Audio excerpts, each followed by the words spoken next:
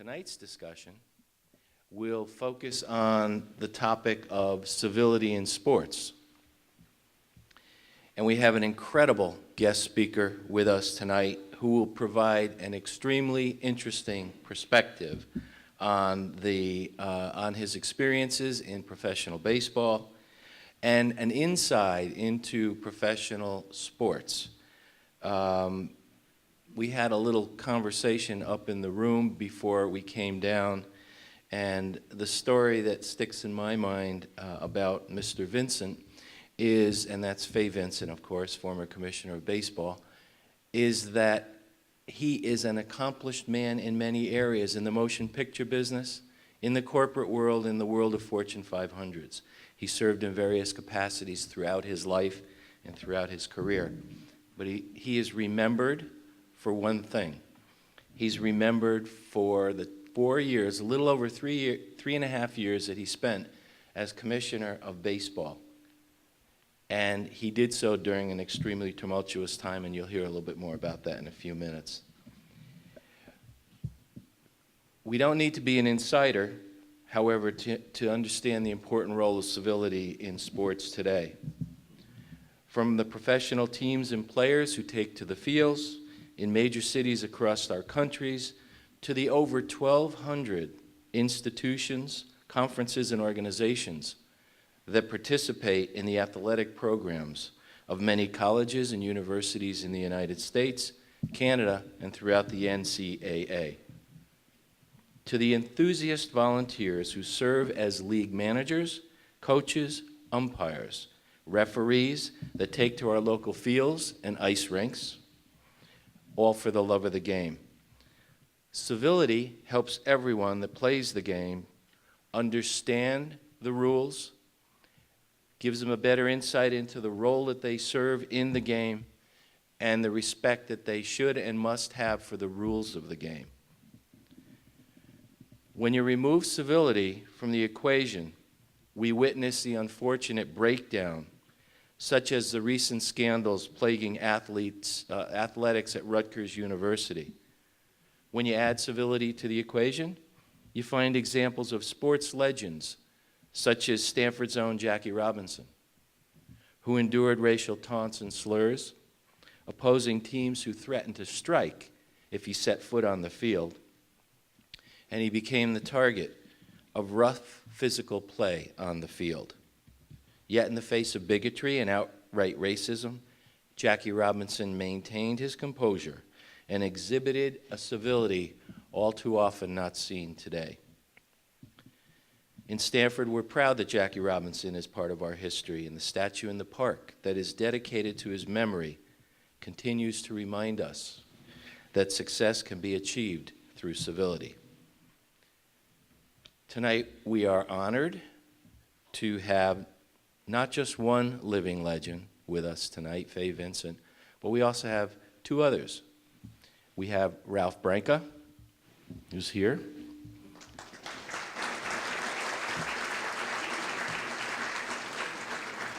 And we also have Bobby Valentine, who is here.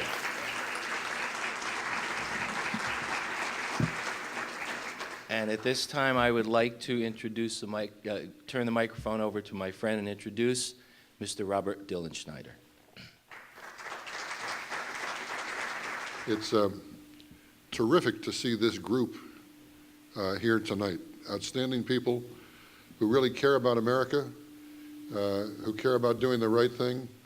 And I realize one of the reasons you've turned out is because of Fay Vincent, who is a man who has always done the right thing. And that's a real hallmark of an American. It's a real statement about who this individual is and the contribution he's made, and I salute him for that. It's my privilege to introduce Bobby Valentine. So what do you say about Bobby Valentine? Do you say he's been a major league manager? Sure. Do you say he's worked in the United States and in Japan? Absolutely. Do you say that Bobby Valentine is now at Sacred Heart and he's making a big difference there? No question about that.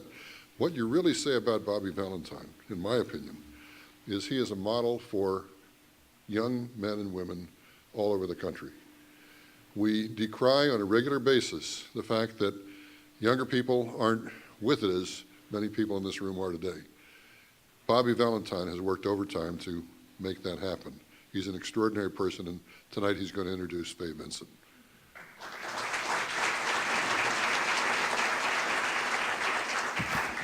Bob, thank you very much. And I am at Sacred Heart right now, but I want to set the record straight. The guy who really made a difference already there and who I am succeeding, who's done such a fabulous job, is also with us here. Don Cook is with us today. Please give him a hand.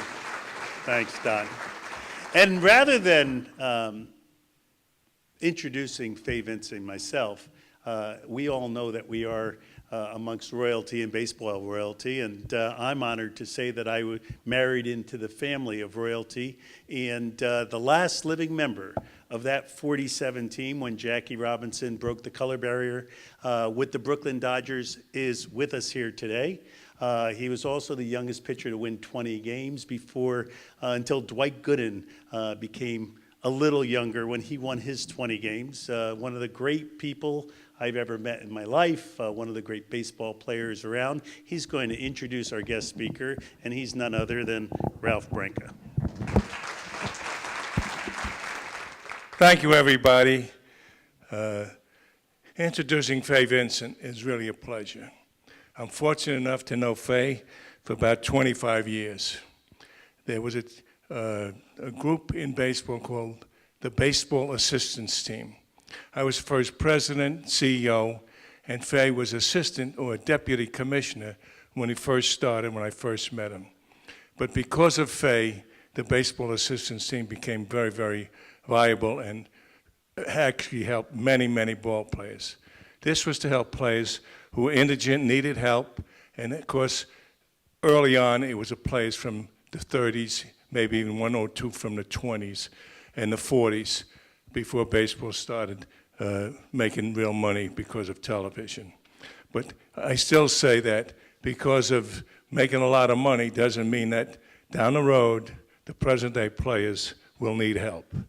And because of Faye, his assistance, his sponsorship, we needed money, and Faye went out and got us $3 million from the Players Association, from the owners, and from the newspaper that printed the,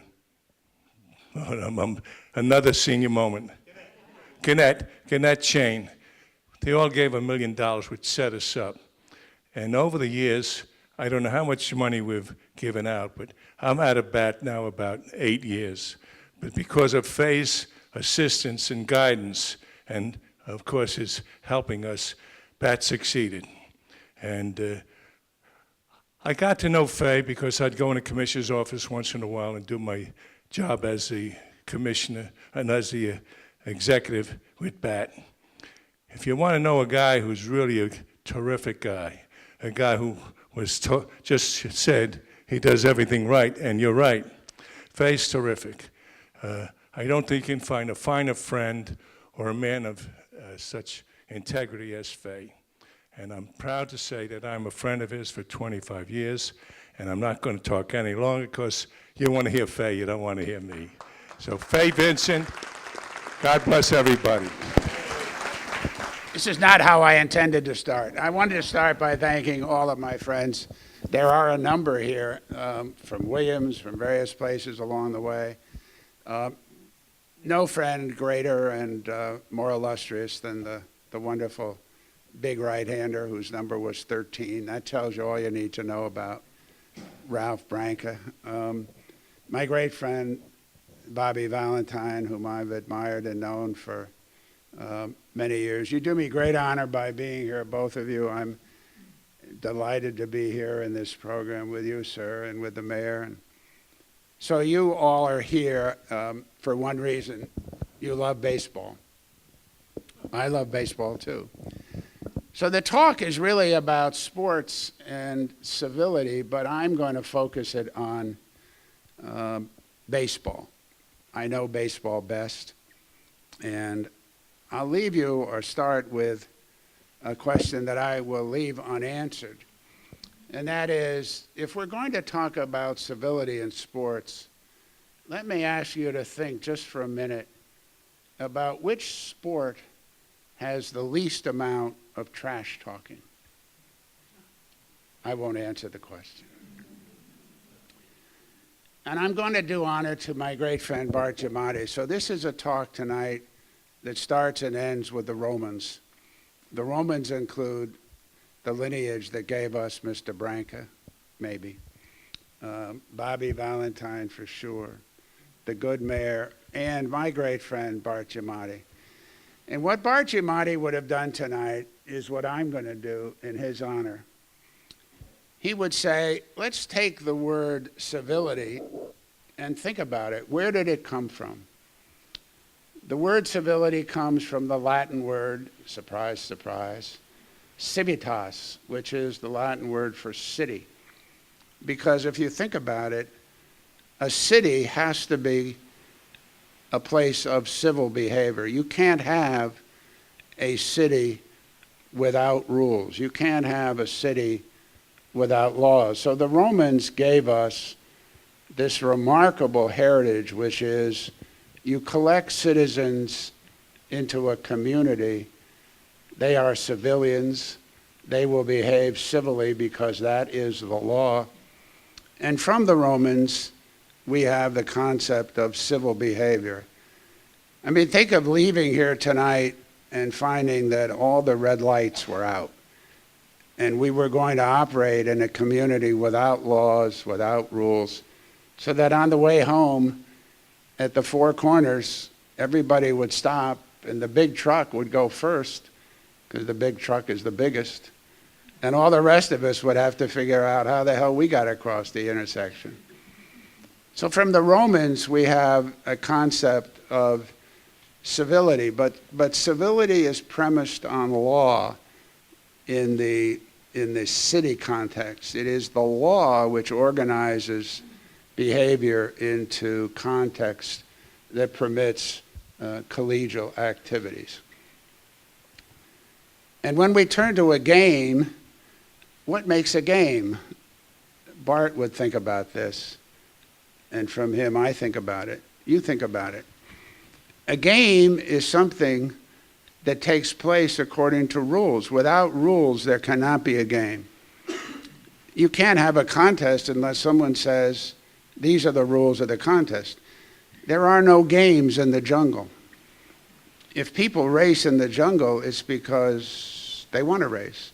There are no rules about how long the race is, what you get if you win, what happens to you if you lose. So again, thinking about baseball and sports, the essence of sports, indeed the essence of all games, whether it's chess or baseball or football or basketball, is a set of rules. And that's why those of us who are in the administration of sports, or were, or even the managers as Bobby, or for that matter, the leaders of players like Ralph, everybody knows that the rules are important.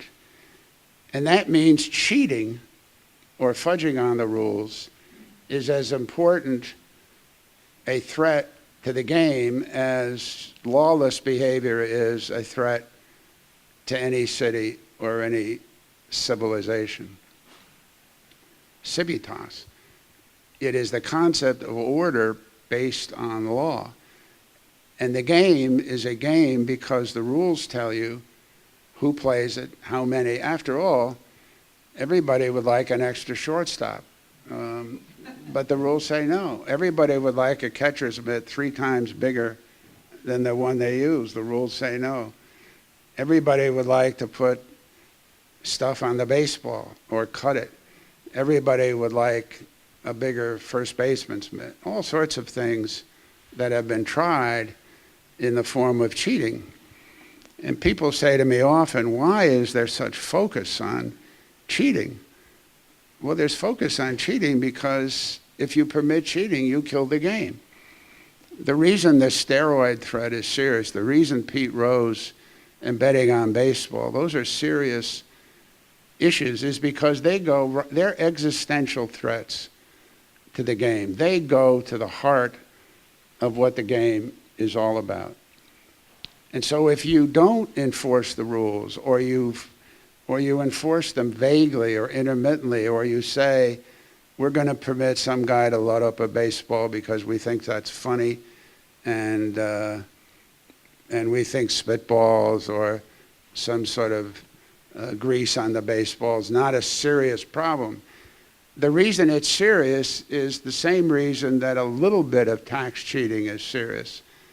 The reason you can't have people cheat up to 10% of their income or steal 10% of what they can steal is because the 10% leads to greater thefts. The problem with sports is that if you permit a little cheating, pretty soon you have widespread cheating. So for me, and I think for you, the concept of civility is not a luxury. It's not a form of manners or politesse. It's absolutely essential to the preservation and joy of the game. If we can't trust the rules and the enforcers, the managers and the commissioners and others, we can't trust the game. And then we'll have, professional wrestling, or we'll have movies. We'll have entertainment, but the difference between entertainment and sports is rules. And it's that simple. So civility is not something that I come to you and say is a matter of sort of gloss on the game. It's not people being polite, though that may be part of it, and I'll come to that in a minute. It's really at the heart of what baseball is all about. And if you think about it, when you watch a game, there are some things that will get you instantly dismissed from the game. It happens. Even good men, such as some of those present, have on occasion been invited to the showers prematurely.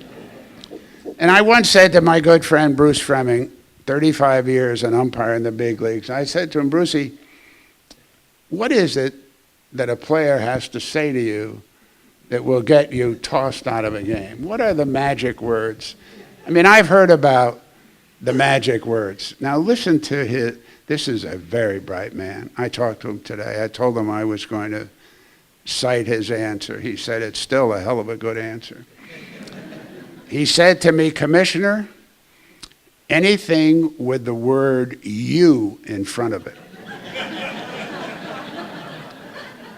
Now, if you think about that, the word you in front of a bad word will do it. If I say to Brucey, that was a bad call, Brucey. That's okay, you can say that. If you question his mother's lineage, right, then you've gone too far. So I said to him one day, I said, Brucey, all the years you're umpiring, I want to know what manager like Bobby, who came to you and gave you a shot that was so good and so clever that you couldn't say anything and you couldn't throw him out. I said, what's the best shot you ever took from a ball player? Well, he said, that's an easy one. He said, I'm in St. Louis, it's about 1,000 degrees. I have the plate, and Tom Seaver's pitching against Bob Gibson. Now, he said, they're Hall of Fame pitchers, and they're putting the ball a half inch on the black for a strike and a half inch off the black, and I'm calling it a ball. And they think those are two similar and equal pitches. When he's on the black, he gets the strike. I'm not giving him the pitch off the black. That's the way it is. That's the rule. So Bruce says, Seaver's stalking around, but he doesn't say anything. Gibson is getting hot because I won't give him the pitch off the black.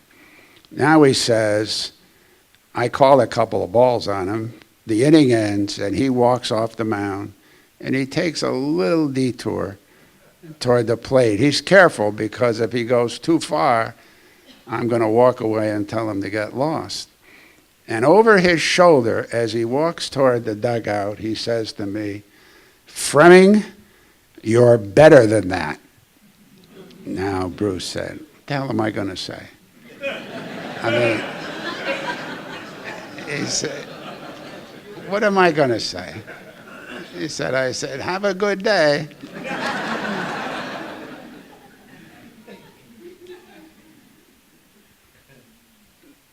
Let me get to Pete Rose. It's one thing to violate a rule on the field, to cheat. That's bad. But if you do what Rose did, you get yourself thrown out for life. What did he do? Well, he bet on baseball. He was corrupt. He corrupted the game. That's a serious crime. That's about the top crime in baseball. It's not about the top crime. It is the top crime. And why is the Pete Rose case important? It's important because that was, again, a threat to the game. And he posed it because he believed he was above the rules. And he thought that because he was this great player, Hall of Fame player, he could do what he pleased.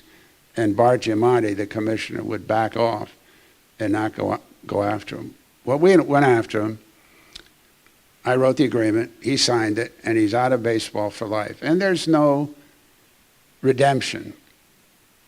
You know, I'm a nice little Catholic boy, and the Catholic Church is premised on forgiveness and redemption. Baseball is not. There is no redemption in baseball. You can't earn your way back once you've done what Pete Rose did. But here's the point I want you to think about. It's not about Pete Rose. This is about the deterrent. The reason there's no gambling in baseball, and these are really great ball players, and they will tell you there's no gambling in baseball. The reason is Pete Rose. Everyone knows that if you get caught, whether you're Ralph Branca or Bobby Valentine or Faye Vincent, if you get caught, you are out of baseball for life and you are not coming back. So the argument to me is not that Pete Rose earned his way back, that he suffered, that he did penance, that he should be redeemed. The issue is who's going to take the chance that by bringing Pete Rose back, you undermine that deterrent. You make it tolerable for players to say, you know, I'm a great player. I'm likely to be every bit as good as Pete Rose. I'm a Hall of Fame player. Tom Seaver said to me, if you bring Rose back, aren't you telling me, Tom Seaver, that I can bet on baseball? Because you're saying if I'm good enough to win all the games I won as Tom Seaver, I can behave in such a fashion knowing that down the road, the public, bless its heart, will say, bring Tom back. He was a good guy. He bet on baseball. But he's not a bad person. He shouldn't be punished for life. That deterrent is really important. And I defend it, and I think that if you think about it, I think you will agree with me. Let's go back to civility on the field. I'm going to give you 3 little examples of tiny aspects of civility that you might not have seen. You've seen them, but you may not have realized what's going on. Tonight, when you see a batter foul off a pitch and hit the catcher in the throat, in the shoulder, wherever the catcher's hurt, the catcher will go down, the umpire will bend over him, and the catcher will gradually come out of it. That is, he will the umpire will immediately brush off home plate slowly and carefully. The umpire will then very slowly walk to the mound with the ball, and he will hand the ball to the pitcher. He could have thrown it. What's he doing? He's stalling. Your eyes are following him out to the mound. You're not saying, hey, come on, let's go, catcher, let's get on with it. The umpire is very civilly, I submit to you, and very nicely giving that catcher a minute to come back. And when he comes back, he'll dust the plate off again. just to be sure. And then the catcher will get back in and the game will go on. You've seen it, but I invite you to think about it in terms of what's really going on. It's a very nice little civilizing touch. And Bobby and all of us who've been around baseball know it happens. The umpire will do it just as a matter. They've been told to do it, but they want to do it. They know the catcher's stung, and they want to give him a break. Now's one I'm pretty sure you don't know. All of you think of yourselves as reasonably knowledgeable baseball fans. I'm going to show you a signal that takes place on the field fairly often. And I'm going to invite you. Jim Briggs is back there. His family is the family that started Briggs Stadium. So he has a long heritage in baseball. He and I played football together at Williams. He's a good man. He coached baseball at Williams for 800 years. The batter in the batter's box, usually left-handed, does that. He taps the top of his head. Now, before this session, I put this to two distinguished baseball people. One of them had the answer. The answer is, that happens when the batter is a left-handed batter, the pitcher's left-handed, and as the batter is looking at the pitcher, the umpire at second base is a runner on first. The runner at second, the umpire at second base is in the line of sight of the batter as he looks at the left-handed pitcher. So he touches the top of his head. That is a generally accepted message. Mr. Umpire at second base, would you mind getting the hell out of my line of sight? Now, it's a civil request. There's no rule. There's nothing that says the umpire can't say a rude word. I'm not moving. The umpire will move. And he usually will move from the second baseman side to the shortstop side to get out of the line of sight, or he may move behind second base. But he'll move. And Wade Boggs, Hall of Famer, played for the Red Sox, must have done this 1,000 times in his career. He just couldn't stand having that umpire in his line of sight.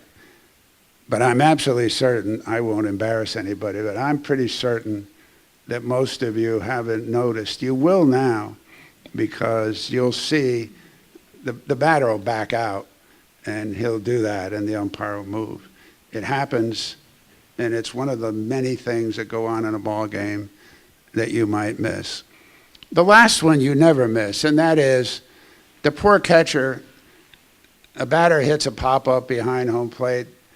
The catcher throws off his mask, turns around, chases the ball.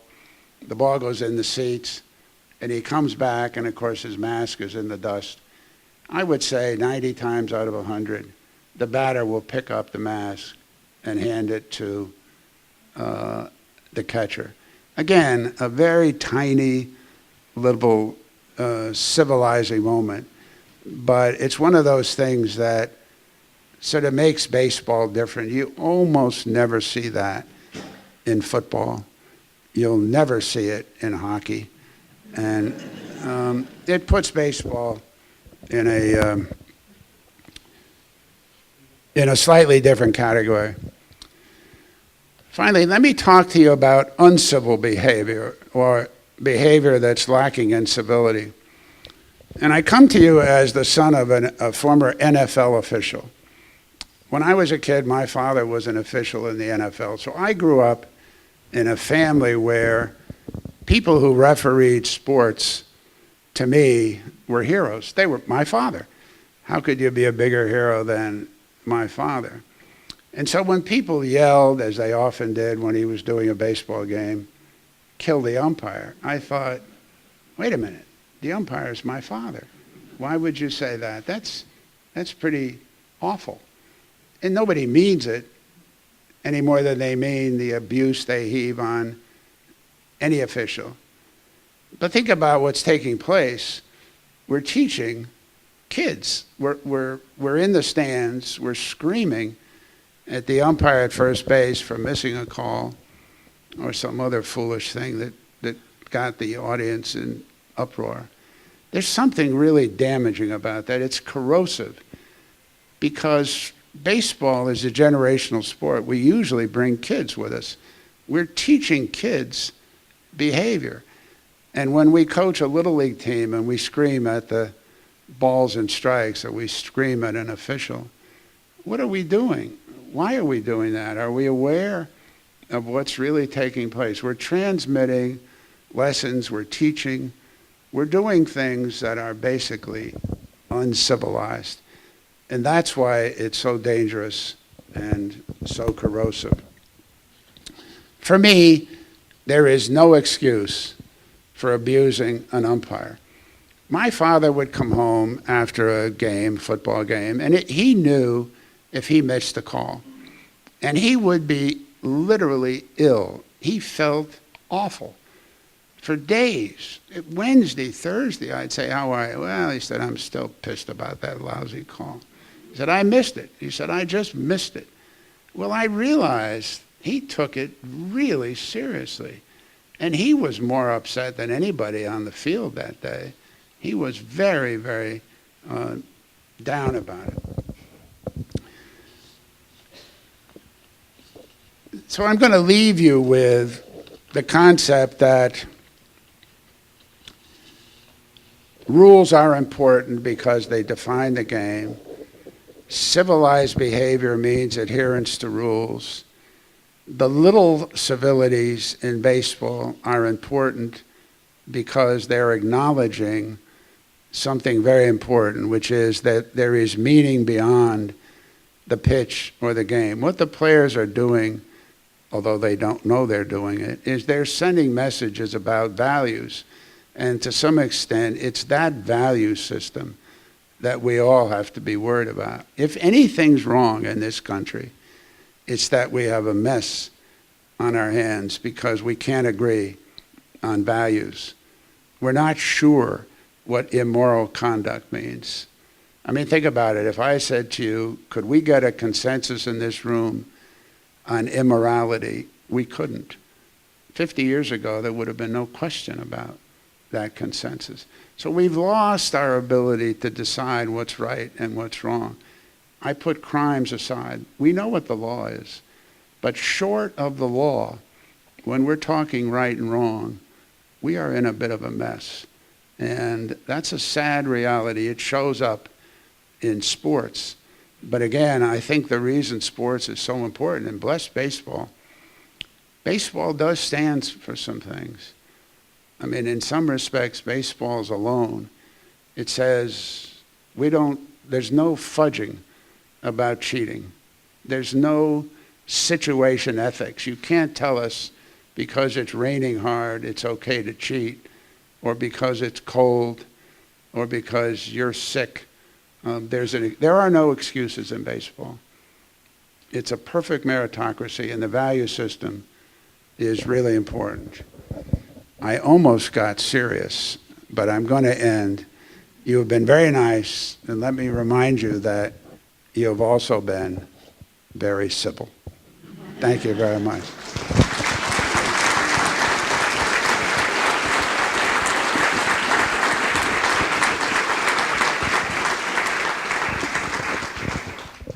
Now, you're going to ask questions, I hope.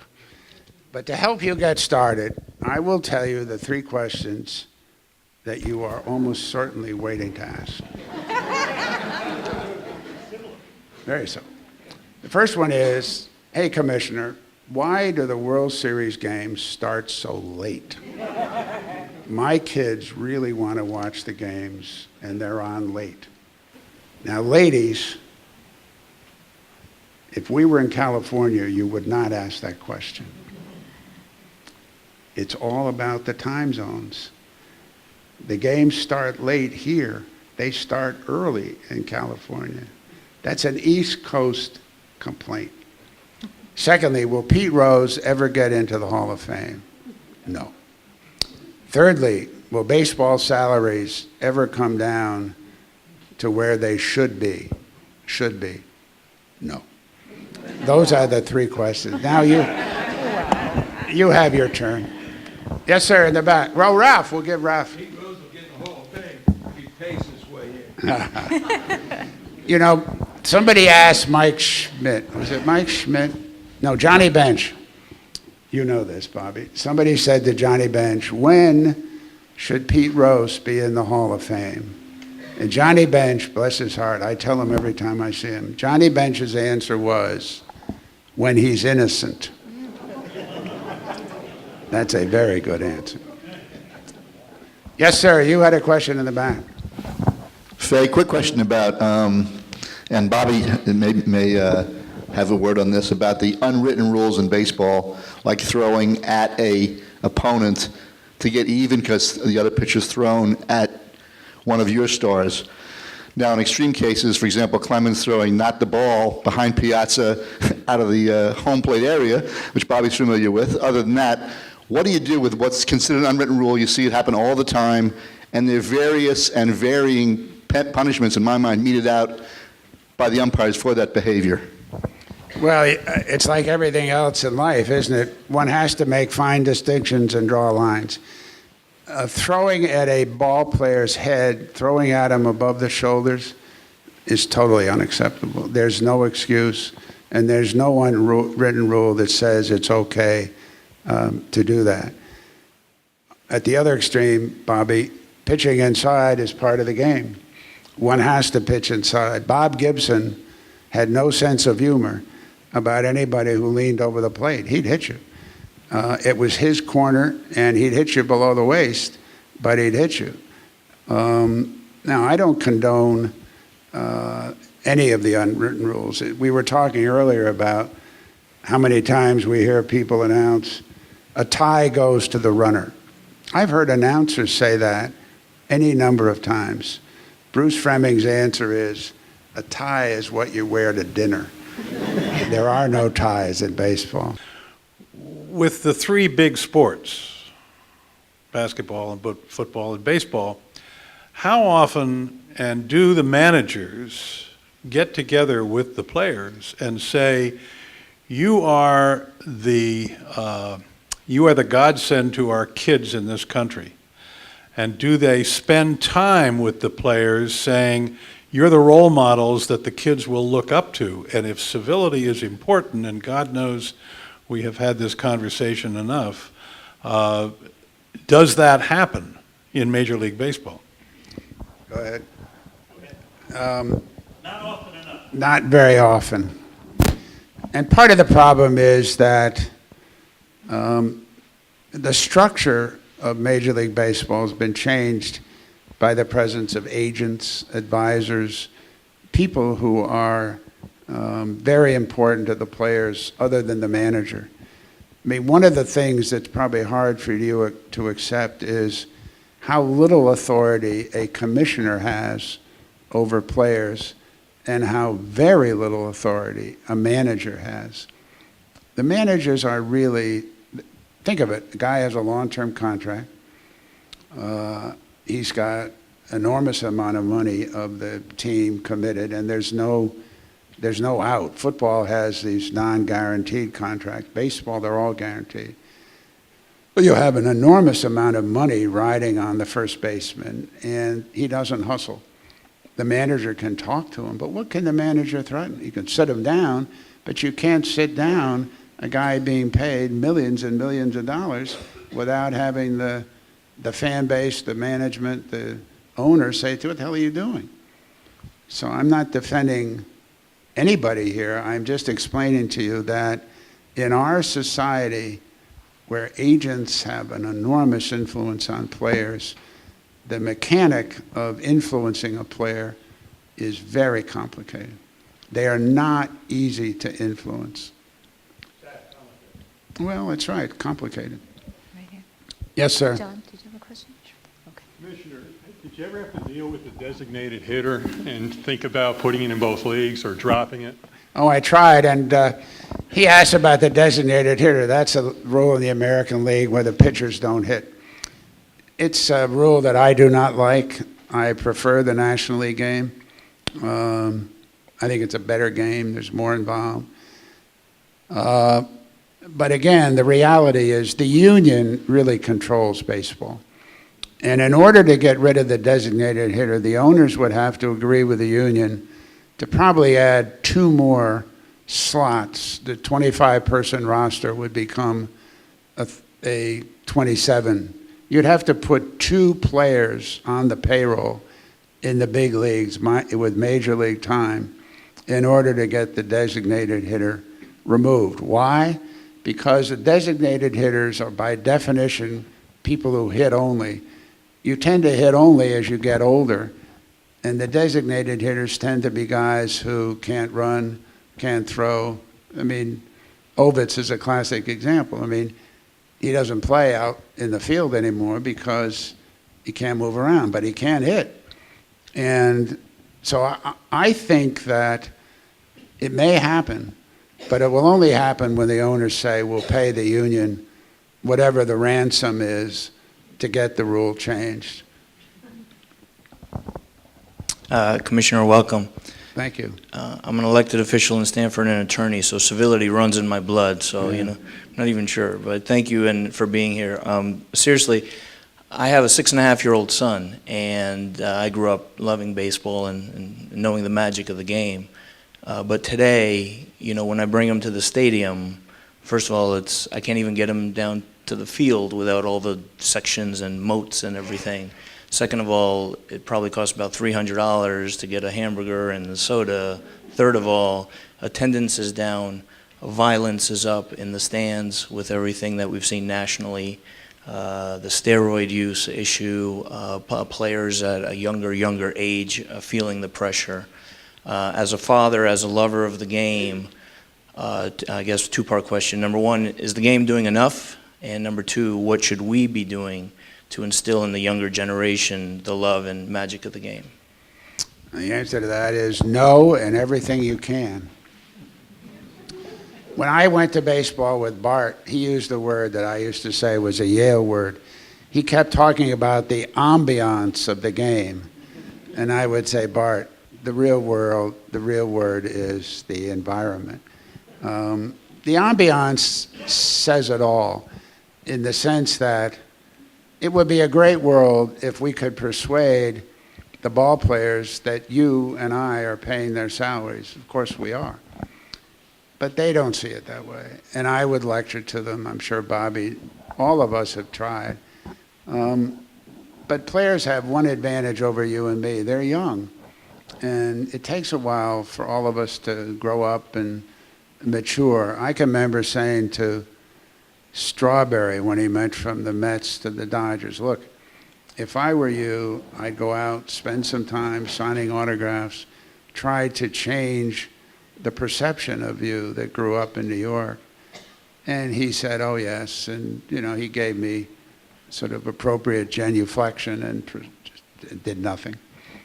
And that's sad, because one thing I learned at Coca-Cola is the customer is everything. And baseball has still not grasped that totally. They run ads, they try to run programs, they do all sorts of things, but they haven't quite figured out how to get you and your son really content. And there ought to be ways you can get close to the players. Your son can meet Bobby Valentine and get some autographs. And those things go an enormous distance. I learned, when I was running a movie company or was a businessman, nobody ever asked me for my autograph. Are you kidding me? Who the hell? Now I got with Bart, and I said, Bart, were you president of Yale? Did anybody ask you for your autograph? Are you kidding me? We're standing in line, and he signed. Nobody knew who I was. But I realized that if you pick out the 8-year-old kid and say, I'm only going to sign for people under 10, every father, everybody in the group will stand aside and say, oh, that's a good rule. And of course, the 14-year-old kid comes down and says, well, I'm only 10. I said, really, where's your father? People never forget a warm gesture made toward their child. And if baseball could figure that out it would go a long way. The kids really are very important, but they spend their money on other things. It's not hopeless. On the other hand, it'll never be solved either. And by the way, the economics, if you run the numbers on what a McDonald's hamburger cost 10 years ago or a movie ticket and priced it against baseball, you'd be surprised. I mean, the myth that baseball is priced out of most people's range is simply not true. They're willing to overlook the McDonald's pricing or the movie pricing. They have a sort of thing about baseball. The fact is, you can go to a baseball game. Don't buy the hamburger. Don't buy the Coke. Don't buy the emblem or the jacket. Don't do any of that. Just go to the game, get the lowest price you can, and enjoy it. I mean, it's still a very reasonably priced entertainment. Yes, sir. Could you comment about the potential increase of replay in the game, especially on home run? Yeah, the question is, would I comment on the replay? Look, a little replay is a good thing. Too much is a very dangerous thing. Football is having that problem. You can watch a football game, the ball goes out of bounds, and now we're going to have a replay over whether it's out on the 12 or the 11 and a half. I mean, come on. The umpires do a very good job. On the other hand, I think it's silly not to use technology where it can be done quickly, efficiently. And the umpires will tell you the call a fair foul on the foul lines, or fair lines as they really are, those are tough calls. You're moving, you're the first base umpire, the ball goes out, the crowd is in white, the ball is curving, and you're moving. They tell you to stop, put your hands on your knees, and don't move, because if your head's moving, it's very hard to see accurately, but the umpires are always trying to get closer. They don't stop, and they miss things. So if you can go inside and in 3 minutes see that the ball is clearly foul or fair, I'm for that. I don't think any of us purists would want challenges at first base on a regular basis. I think what I would do is, if there were challenges, I would say, Bobby, if you come out and you're going to challenge and you're wrong and that guy's on first base, he's going at least a second and you can't go to the mound for the rest of the game. In other words, there's got to be some sanction that keeps the managers so they only go out if they really have a strong case and if they want the replay to be invoked. Yes, sir. What do you think would be the fair penalty or sanction for players who are proven to take steroids or PEDs? You know, you're going to be upset with me, but I am, by definition, a real hard ass. I think if you take steroids or other performance-enhancing drugs in violation of both the statute, don't forget, steroids are illegal as a matter of federal law. So telling me that baseball didn't ban steroids until the year 2000 doesn't do much for me. They were banned in 1990 by Congress.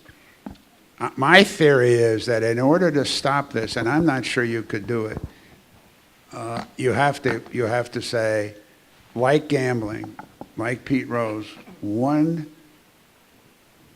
fall and you're gone. Because if you give people 3 chances, they're going to take them. And we've seen too many cases where guys whose careers were struggling, look at Belky Cabrera last year, I mean, he was having a lot of trouble. He started taking the juice, and all of a sudden he's the most valuable player in the All-Star game. We really can't have that. But I'll end on this note. This will be my final little sermon to you. This problem of chemistry is the serious threat to all of athletics. It's not just to baseball. If you let the chemists give sprinters in the Olympics, swimmers, cyclists, golfers, all of sports athletes, any kind of athlete, a performance-enhancing drug, you've killed the game, because some kids won't take them and some will.